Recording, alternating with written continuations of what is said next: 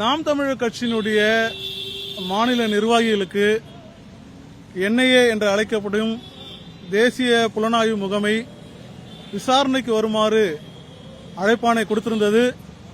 நேற்றைய தினம் எங்களுடைய கொள்கை பரப்பு செயலாளர் திரு சாட்டை துரைமுருகன் அவர்களும் இளைஞரணியினுடைய பொறுப்பாளர் இசை மதிவாணன் அவர்களும் கோவை முருகன் அவர்களும் விசாரணைக்கு ஆஜரானார்கள். விசாரணைக்கு முழு ஒத்துழைப்பை கொடுத்தார்கள். விசாரணை முடிந்து நேற்று மாலை அவர்கள் அனுப்பி வைக்கப்பட்டார்கள். அதன் தொடர்ச்சியாக இன்று எங்களுடைய இளைஞர் பாசனுடைய மாநில செயலாளர் இடும்பாவனம் கார்த்தி அவர்களும் எங்களுடைய சிவகங்கையினுடைய பொறுப்பாளர் தம்பி தென்னகம் விஷ்ணு அவர்களும் விசாரணைக்கு ஆஜராகுமாறு அழைப்பாணை அனுப்பப்பட்டு அதன் அடிப்படையில் இன்று அவர் இருவரும் ஆஜராயிருக்கிறார்கள்.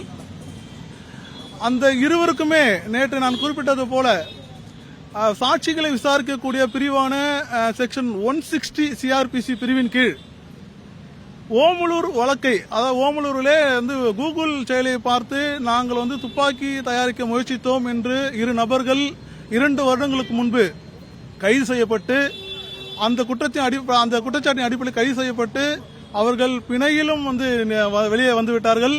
அந்த வழக்கு விசாரணை முடிந்து நீதிமன்றத்திலே வழக்கு விசாரணை நிலுவையில் உள்ளது. அது தொடர்பான உங்களுக்கு ஏதேனும் தகவல் தெரிந்தால் அதை பற்றியான விசாரிக்க வேண்டியிருக்கும். ஆகவே விசாரணைக்கு ஆஜராக வேண்டும் என்ற சம்மன் அனுப்பப்பட்டது. அதன் அடிப்படையில் தான் இன்று திரு இடும்பாவனம் கார்த்தி அவர்களும் தென்னகம் விஷ்ணு அவர்களும் ஆஜராயிருக்காங்க. என்றுமே சட்டத்தை, நாட்டில் உள்ள அனைத்து சட்டங்களையும் மதித்து அதனுடைய எந்த விதமான சோதனைக்கோ அல்லது விசாரணைக்கோ நாங்கள் தயங்குவதல்ல. எங்களுடைய முழு ஒத்துழைப்பை நாங்கள் கண்டிப்பாக தர தயாராக இருக்கிறோம். அந்த அடிப்படையிலே தான் நேற்று அதே எங்களுடைய மாநில நிர்வாகிகள் இங்கே ஆஜரானார்கள். அந்த விசாரணைக்கு முழு ஒத்துழைப்புகள், அதாவது கிட்டத்தட்ட காலை 10 மணியிலிருந்து நேற்று மாலை 7 மணி வரை நடைபெற்ற நீண்ட விசாரணைக்கு அவர்கள் ஒத்துழைப்பு கொடுத்தார்கள். ஆகவே எங்களுடைய தலைமை ஒருங்கிணைப்பாளர் அண்ணன் செந்தமிழன் சீமான் அவர்களுடைய அறிவுரையின்படி நாங்கள் எந்த விதமான விசாரணையும் எதிர்கொள்ள தயாராக இருக்கிறோம். ஏனென்றால் எங்களிடம் எந்த பயமும் இல்லை. நாங்கள் அறவழியில் ஜனநாயக பாதையில் அரசியல் இயக்கத்தை கண்டு கடந்த 13 வருடங்களாக பல்வேறு தேர்தல்கள், இடைத்தேர்தல்கள், நாடாளுமன்ற தேர்தல்கள், சட்டமன்ற தேர்தல்கள், மாநகராட்சி, உள்ளாட்சி தேர்தல்கள், அனைத்து தேர்தலில் போட்டியிட்டு மக்களை சந்தித்து வருகிறோம்.